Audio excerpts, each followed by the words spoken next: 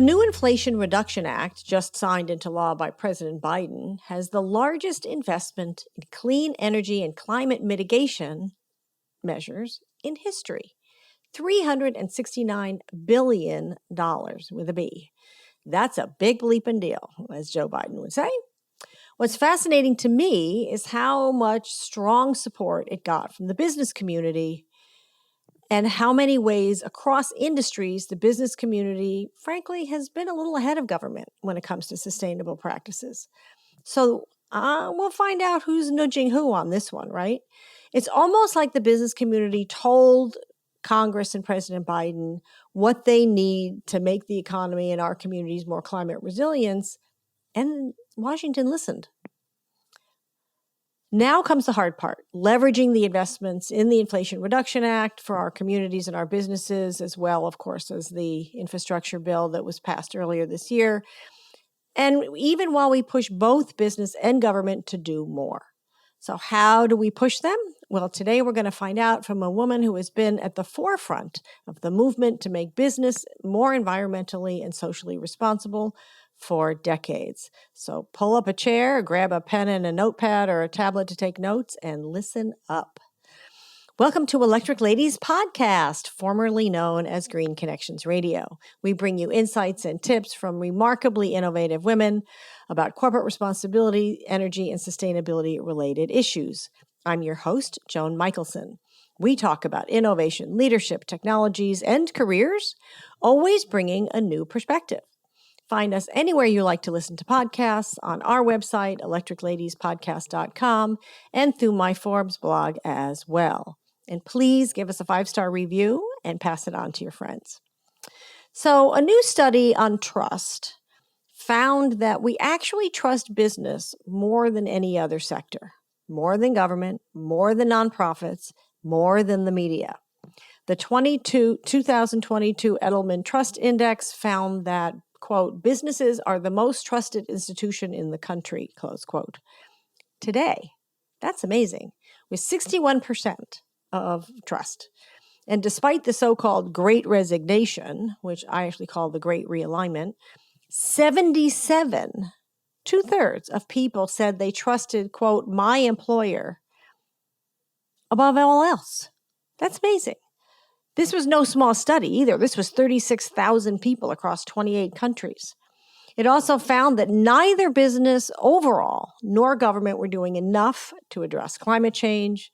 But this study, in fairness, was conducted last November before the infrastructure bill and before the Inflation Reduction Act. So we still need to push elected officials to pass more legislation and fund more climate initiatives. How do we do it? Let's ask an expert.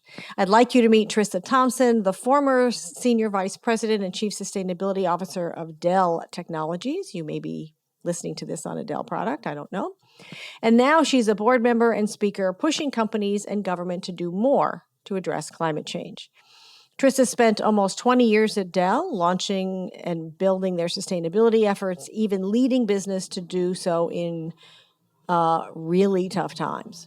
I remember interviewing her many years ago during the Green Biz Verge live stream, when I anchored that live stream, about using sustainable packaging material to ship the computers. That was fun. I think she was also instrumental in launching Dell's initiatives to support women entrepreneurs. We'll find that out. She's a lawyer by training, having attended George Washington University Law School. By the way, I'm an alum of GW. And she earned her Bachelor in Science degree, magna cum laude, smart woman, from Boston University. She has served as a judge for the Global Circular Awards with the World Economic Forum. They're focused on growing a circular economy.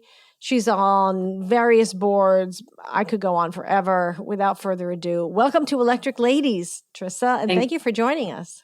Thanks, Jen. I'm so happy to be here today. Oh, you're welcome. You're welcome. So let's start off with the new Inflation Reduction Act, because people are getting familiar with it, they're figuring out what it means to them. I wrote in Forbes recently about how women can save money with it, in particular, for example, because women buy more homes than men, and there's a lot in there to help reduce the energy use of your home.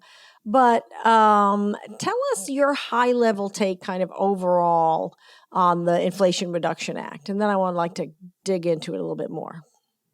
Well, let's start with just a tiny moment of celebration, because it's the first major piece of legislation and dollars put into the whole issue of climate change ever. And it's really very significant. I think you can lose sight of how much this means. Would it have been great to have had more? Sure, but it's wonderful to see that government is finally taking the focus, and they will incentivize businesses to increase their focus as well. So, the big areas, and I think you've actually mentioned some of the big areas that are going to, I think, really be markedly different. So cleaner energy is a huge focus area for it. Electric vehicles, and thinking how you subsidize and how you encourage both individuals, but also businesses to do more on the electric vehicle front. And then homes. How do we make our homes much more energy efficient than they are today? And so I'm really excited by this legislation. I think it will drive innovation on a level we haven't seen, because there's going to be funding for the innovation. So I think it'll make a huge impact. The predictions are that it's not quite enough to get us to our 2030 goal that we have as the government has set, but it says it should get us most of the way there. Without it, we won't get there at all. So it's very significant that both got through both houses, signed, sealed, delivered. I'm just excited to now we have to get it moving. Yeah, thank you. Why do you think the business community got so much behind it? I mean, obviously there are some parts of the business community that are not behind it, but a lot of the business community came out in support of this, and in fact I think there were 400 CEOs that wrote a letter supporting it when they were in negotiation. So why do you think the business community was so supportive of the Inflation Reduction Act? Because it's good for business. And I mean that in a couple different ways. It's good to the bottom line. There's more, all the estimates are there in the sustainability growth options. There's over $1 trillion to be had out there. So it's gigantic opportunity financially, but it's also, if you want to retain or recruit your employees, you're going to have to do some of these things. I mean, you've seen employees at Amazon, Google, a lot of the big tech companies walk out and protest over their climate actions that they're not taking. So that's obviously a big business disruptor. So if you can't have that, you really need to move forward in this area if you're going to get the best and the brightest. And, over 50% of the workforce today is now millennials and Gen Z. And millennials and Gen Z care a lot. Doesn't mean that those of us that are a little bit earlier generation don't also care. But, they will spend their money in places that they feel are environmentally responsible, and they won't spend it somewhere else. Yeah, and they won't go to work for companies that aren't either, actually. That's right. Yeah, I'm interested that you said it is a retention and I think a recruitment issue, but when you say they're actually walking out, then I wonder if it's also behind some of the unionization efforts, as well. You had said in a piece that you did for Green Biz with Dawn Rittenhouse last year, so in fairness, it was last year, that, quote, companies have a unique window of opportunity amidst the chaos today to lead by example. They should set the example globally of how we can defeat climate change and change the math on racial and social inequality. It is within their power to lead the transformation. So talk about the window of opportunity and how companies can lead by example, specifically in addressing climate change today.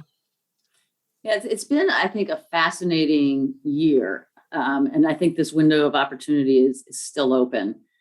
So there's been, the country's got some political divide, obviously, and there's climate change deniers. But anyone anywhere on Earth this year has actually experienced extreme flooding, extreme heat, extreme weather patterns that are way beyond norms, from Europe to Africa to Asia to the United States. And so we're at the point it's unavoidable. So it's a great time to take leadership because there's a void of leadership. We're starting to see it in Washington, so that's a great sign. I think the EU is ahead of the United States in terms of the activities they do on climate change. So you see some leadership there as well. But corporate leadership, and I liked the way you introduced this with the trust in the corporation today is higher than in your own government. That really gives them this moment and the trust factor that they should not squander. Because the majority of Americans do believe in climate change and do want something done about it. And so I think there are some real opportunities And you've seen some interesting actions where competitors are actually joining together. So if you look at the sustainable apparel, they joined together to change the sustainability of all the apparel manufacturing globally. So even though it's with their competitors, they took efforts to join together. When I was with Dell, we did a global coalition of different companies to start using and creating an open source supply chain for ocean-bound plastics. And how do we take those out of the waterways and use them in different products? So we had furniture manufacturers.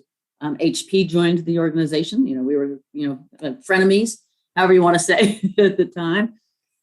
We had Chrysler, I think it wasn't Chrysler, GM joined. So we had a lot of major brands come join the group. But because together we can make so much more impact than when we're working individually. And I retired from Dell 4 years ago. But that organization is still in place, and it's called Next Wave Plastics.org, and it's still out there and working to continue to use the plastics that are going into the ocean. Yeah, I mean, the whole point of this supply chain, and it's interesting because obviously with COVID, we saw the risks to, supply chain in the global economy, but supply chains control so much of the economy. So when a company influences its supply chain, like Walmart did their supplier sustainability index many years ago, that trickles down through the whole economy and through the whole supply chain and affects small businesses, everybody along the way. And that itself has a huge ripple effect, right? It just keeps going out and going out. And interestingly, the companies that had strong ESG profiles did better in COVID, in the pandemic, than others, in part because they had more control of their supply chain, they had more diversification, they're doing more crisis planning, more long-term focus. So it's pretty interesting. Do you think that this bill and this flurry of legislation around climate, because the infrastructure bill had a lot of it too, does that give? You mentioned in the beginning there's like $1 trillion of investment potential to be leveraged. Is that money from companies? Is that money to entrepreneurs? I mean, you talked about that being money for innovation. How would a company leverage that? Talk about that a little bit. Where is that? So there's two different kinds of money. All right. So there's money that will come from this bill, which will be investment opportunity money, right? So they are going to drive, particularly if you're like in the clean energy industry, there's going to, whether it comes in the forms of tax breaks, loans, so they've given a lot of money to get, as you know, like the chip sector, the semiconductor industry, to start manufacturing in the United States. So there's going to be a flow of money coming from there. Adopting, though, some sustainable practices and having the opportunity when you market your product is another whole bucket of money, is how you market and sell sustainable products. And there's all sorts of data that shows that people will not only spend more, but that's where they're going to go buy their products. They will avoid companies that are not sustainable. So there's opportunities will come in both forms. But I know some of the businesses that I'm working with now, for instance, one of them, I'm on the board for CSO Technologies, and it's all about regenerative agriculture. We view this bill, and we've hired an agency to go out and start digging through. There's going to be a lot of where the rubber meets the road is when you see how this is finally rolled out. Yeah. It's big language right now, but you need to get somebody in there to start figuring out which dollars in there are actually earmarked for your industry. Like, so how much of this will actually go to agriculture, and how do you tap into that? And if you don't have, CSO Technologies is a small company, so we don't have our big crew of government affairs people that would run out and do that for us. But there's lots of, you can hire people that will do that. So you really need to get in now. You've got to start early to make sure that you know what's earmarked, where it is, and how are you going to access those dollars. Yeah, no, that's really important. By the way, I smiled when you said sustainable apparel, because I interviewed Amina before she became CEO of the Sustainable Apparel Coalition, and I've done a lot on sustainable fashion, because the fashion industry is kind of a mess. It's a huge carbon footprint, and you and I could talk about that forever. align with that, with your points though about how people can take advantage of the new legislation and new dollars to drive sustainable actions in their own companies. You have to have the will to do it. Do you think that is the driver that the money is available? Is the driver that the market is demanding it? Is the driver that employees are demanding it? I mean, are there any of those that gives them more motivation than others, or is it just that the convergence of all of those are forcing them to do it? So there's a bit of the convergence. I think you're absolutely right on that. But I think the biggest driver is customers. And when I started in my role at Dell, so that would have been about 2010 when I stepped into the role from the chief responsibility officer. It was an interesting time because I very much felt like we were pushing the sustainable agenda onto the company at some level. And they went along. It wasn't like that. But as time went on, our customers were demanding more and more. And I told them the wave is coming. Just watch it. We did a review of our RFPs, and over 70% of them had a requirement on something to do with the environmental sustainability. Wow. In 2010? Yes. Wow. And when you point that data, I mean, kind of growing up in business at Dell, right. Data is God, right? Data is king anywhere. So, I started getting the data I needed to make the case. And so I worked with the guy who ran all of our RFPs, and he's like, oh, wow, this is a big number. But then customers are starting to demand more. So if you combine this with all of the companies out there that are setting these big 2010, the net zero 2030 goals, and 2050 goals, all those big companies making those goals have the supply chain of 1 billion people that go into their footprint, right? So, Dell goes into a lot of people's footprint.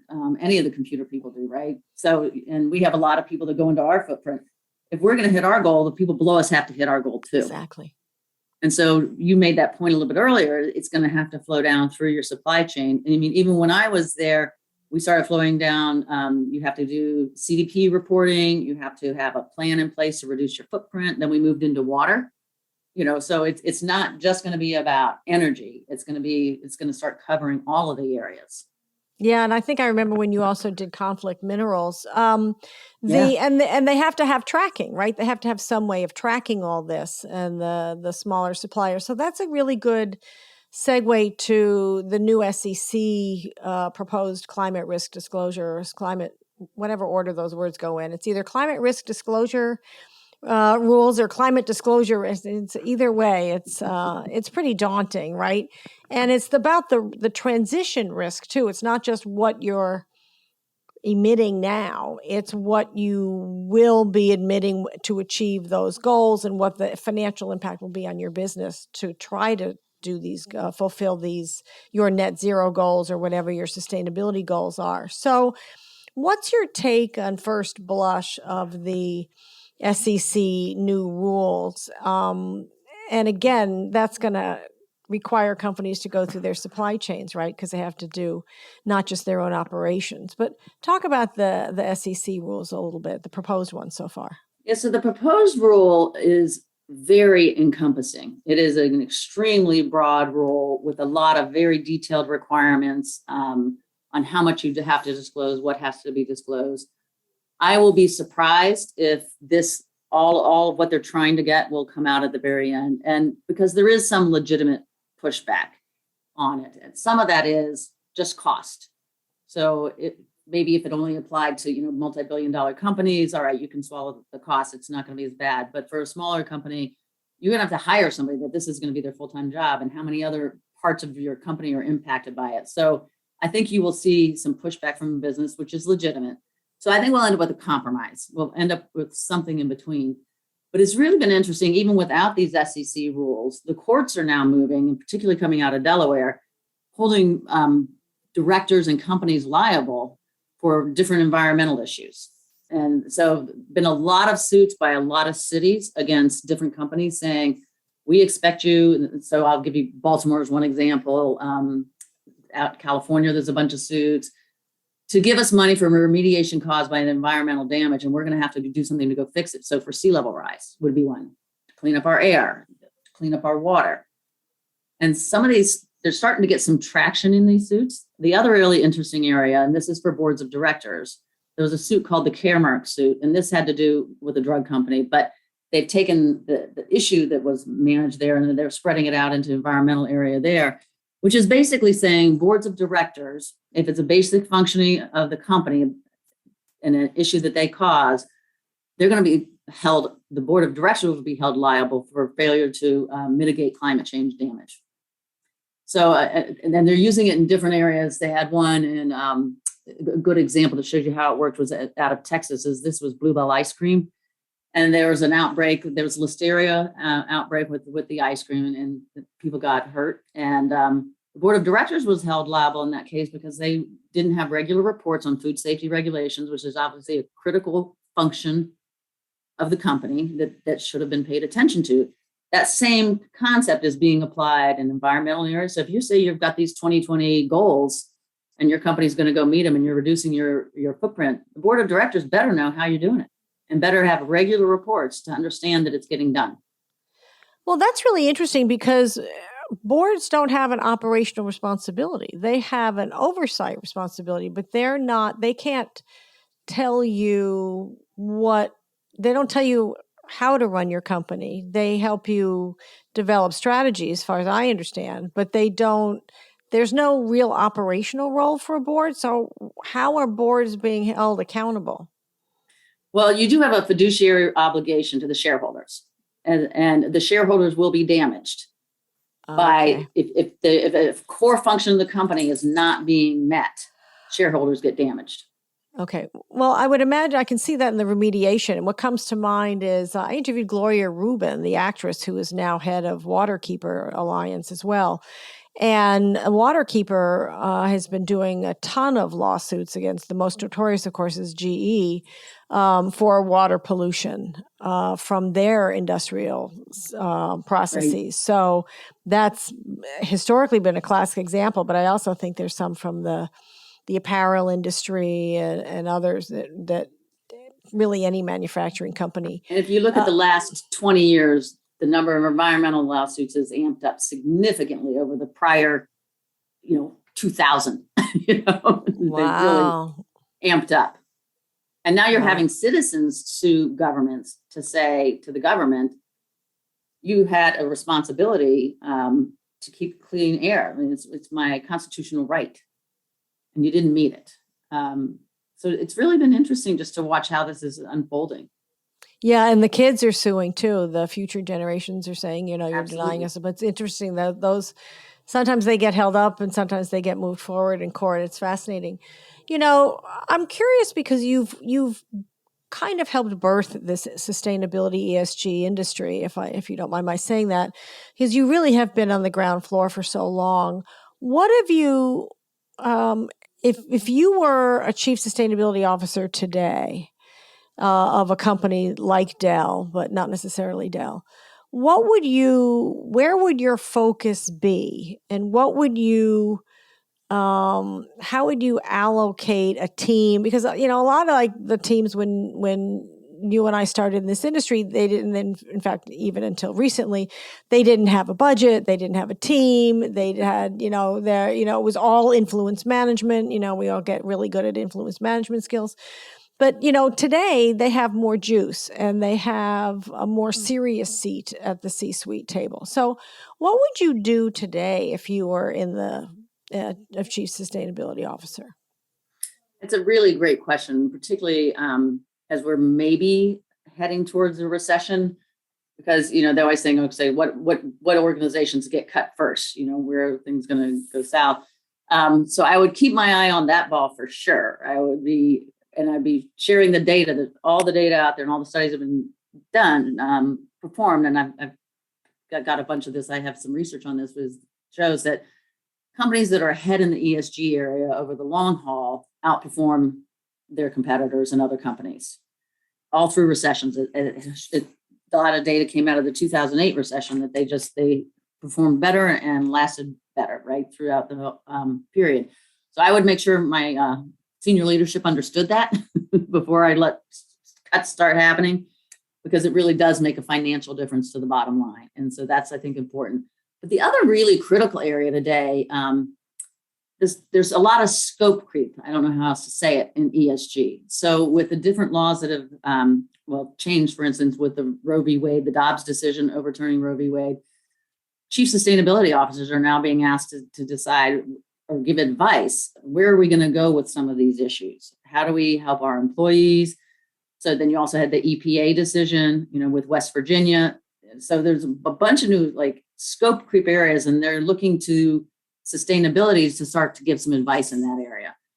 And my thought, if I were in that position today, I would be forming a SWAT team. So I would have the head of my corporate communications involved, because they're going to have a big role to play in how whatever messaging we're going to put out, both internal and external communications. I would have the head of sustainability involved.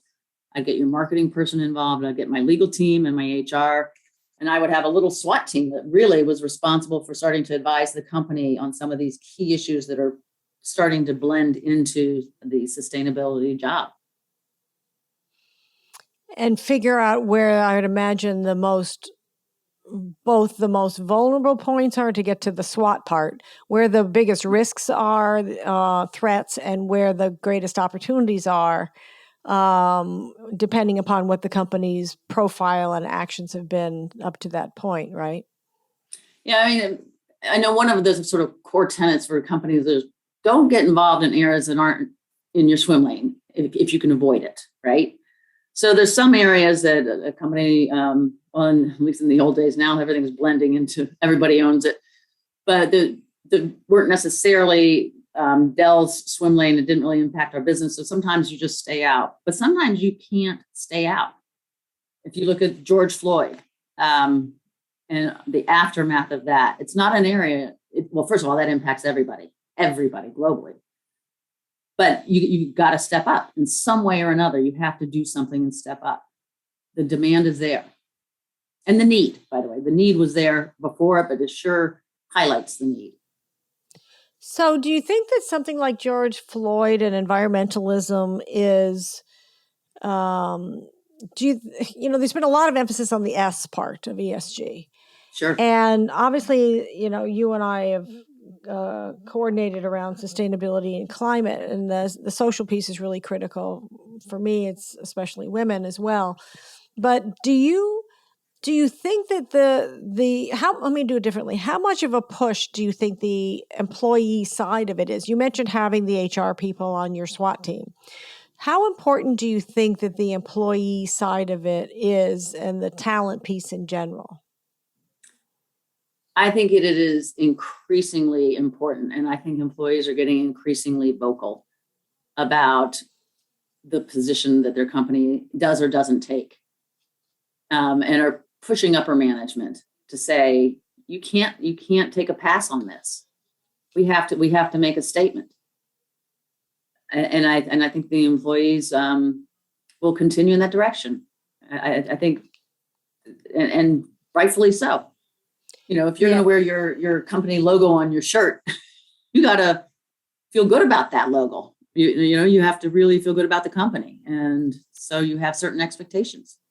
Well, and now you do, because there's low unemployment. So you have more options to jump ship if you don't True. feel good about it, right? So I'm going to ask you one other thing, and then I'd like to get some career advice from you for women. But how do you think let me put it this way. You're talking to a room full of business leaders who are intransigent. They're resistant to the SEC rules. They're resistant to the whole, they may think that the $369 billion is a waste of money. They're going to do the absolute bare minimum that they have to. It's like, oh, don't be a pain. This is ridiculous. Because there are a lot of people like that, right? I mean, there are coalitions of businesses that came out against the Inflation Reduction Act, et cetera. So what would you say to them? How would you convince them, or what would you say to them to help get them on board for some of this? I would go to the data, right? I mean, then that's always kind of my core where I go. I would show them the research that shows the companies that I was talking about earlier, companies that have invested in ESG are outperforming 20 years later, or outperforming their competitors. I would show them the data that talks about employees and how you're going to recruit and retain. And there's a lot of studies out there that talk about that. So that to me is always kind of my core, because that's what your senior leadership will listen to. If it's coming just from the heart, which it does for all of us that are in this industry, obviously, it's also got to come from the head. You have to take both together. So I would absolutely go to data. I'd give them hard data. Yeah, and I think I'd also give them data on their benchmarking, the competitors that are doing this work and how they're doing well at it, right? That great point. Probably get their attention a little bit. So particularly when you're looking at 2030 goals and things like that, like what do you look like versus somebody else? Yeah, and it becomes more and more urgent. And I think it also depends on whether their operations have been underwater this week or last month, right. As well. As we sit here today, Texas and a bit underwater, for example. Literally, yeah, not a bit either. So before I let you go, I like to get career advice for our listeners for mid-career women. And I'm talking about women who have, let's say, at least 15 years of experience. They have an education, they have experience, they have a sense of what they're good at, but they want to make a difference. And they want to use their experience, their education, their contacts, et cetera, in the ESG space, but in general to make a difference. And they're ambitious. They want to make money. They want to advance in their career. What advice would you give to them? That's a great question. And that's such a pivotal point in your career. So I like helping women in that space. So I think that's such a great question. Here's the way I look at it. You have a job, whatever it is. You could be in marketing. You could be in supply chain engineering. Where do you see low-hanging fruit, whether it's in your job description or not, that can make a difference in your company? And how do you go get that done? And I'll give you an example of a woman that worked through me to get something done. And this was a woman who was in corporate communications at Dell. And she saw this opportunity to use social media for disaster relief. That has nothing to do with Dell, right? None really. Like, this was right after Haiti happened. And what she was reading is that people had their cell phones and they were trapped under rubble and they were trying to say, help, I need help, I need help. So she came to me because at the time I was running all of our, sustainability, but also all of our global philanthropy. And she said, let's get the Red Cross. Let's build these command centers for them that will use technology that gathers all the social media during a disaster, and we can start to use that data to go help people. So we worked with the Red Cross. We built one at their national center, and what it does, it was using Hurricane Sandy. We follow where the data shows that for all the social media that's out there, and some people are saying we need food, we need water, we need tents, and we can find out where they are. We're stuck. We can find out where that person is, where the message is coming from, or the American Red Cross, we're working with them, and they can direct their supply and their people and their volunteers and everything where it's needed and what's needed and where it's needed. So that had nothing to do with this woman's job, but here she had this great idea.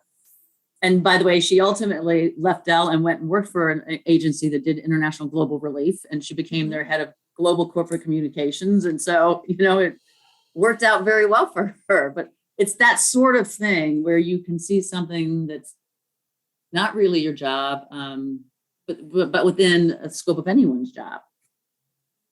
So I know when I came to Dell, one of the things in the legal team that I saw was we didn't have anything out there. This was, I hate to admit my age, when social media was just getting going, right? It was just sort of going. We didn't have any guidance out there on what we should say or you can say or you can't say out there. And so we did a whole How You Communicate at Dell campaign that we took out globally, but I started it because I'm like, we got this, we got to get behind this now, or ahead of it, I should say. We need to get ahead of it before we get ourselves in trouble. So there's lots of opportunities out there, and you will get a name for yourself. That's great advice. Yeah. And I love that you said, don't be limited in effect by your job description, right? It can be on anything. And frankly, in today's world, our job descriptions are pretty elastic anyway. And especially for women, we need to show our potential. Men tend to get promoted on potential, women on performance. And so we need to show our potential more. And when you do something like that, I mean, obviously she did because she ended up working for them, right?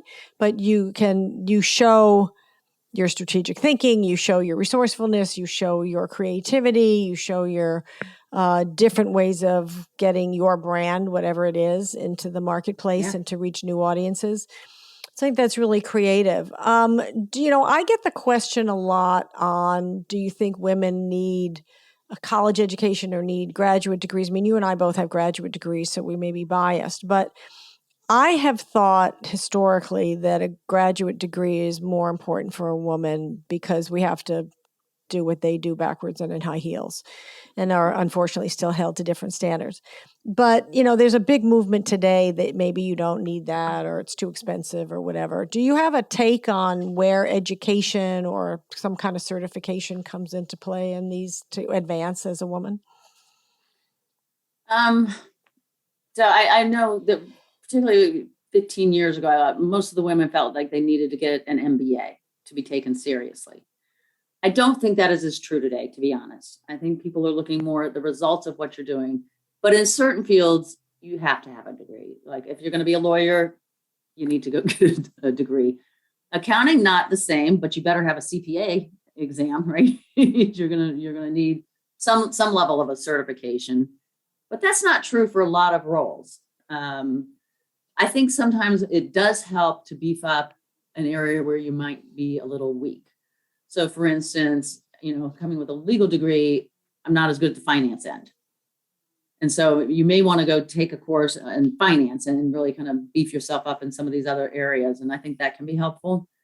The other thing I should add in, I think is really good opportunity for women at this level is go join a board, a nonprofit board in your community and take a leadership role there because it will give you opportunities you won't necessarily have at work, but you can translate it to your work and you will get noticed. If you're taking a leadership role in your community, senior management notices that. And I think that that's another way to help boost your career. Oh, I think that's great advice. I really appreciate that. Well, that's terrific. It's been wonderful to reconnect with you and chat with you again. Really nice. And thank you. Any final thoughts before I let you go?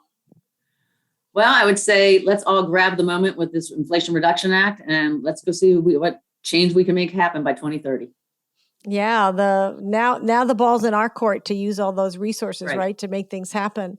So let's thank Trisa Thompson, former Senior Vice President and Chief Sustainability Officer of Dell Technologies, for joining us today on Electric Ladies Podcast.